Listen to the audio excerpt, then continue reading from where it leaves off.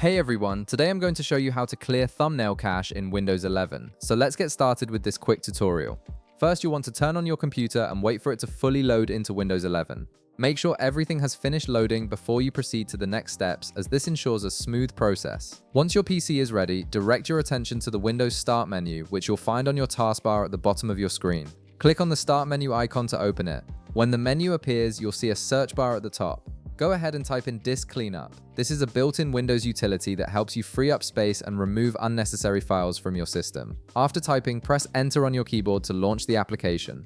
A Disk Cleanup window will now appear on your screen. However, before you can proceed, you'll be prompted to select which drive you want to clean up. You'll see a drop-down menu that displays your available drives. Click on this drop-down menu and select the drive where you want to clear the thumbnail cache, typically your C drive where Windows is installed. Once you've made your selection, click on the OK button to confirm.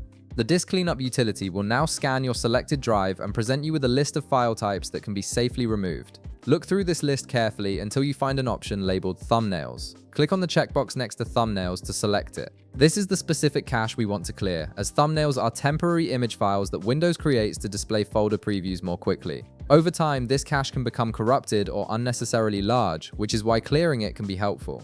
After you've checked the thumbnails box, locate and click on the Cleanup System Files button. This action will initiate the cleanup process specifically for the thumbnail cache you just selected. You'll need to wait a few moments while Windows processes and removes these files. The duration depends on how much cache data has accumulated on your system, but it typically doesn't take very long. Once the cleanup process is complete, the window will update to show that the operation has finished. At this point, simply click OK to close the disk cleanup window. And that's it, you've successfully cleared your thumbnail cache in Windows 11, which can help improve system performance and resolve issues with image previews not displaying correctly. If this video helped you out, be sure to leave a like, subscribe, and I'll see you in the next one.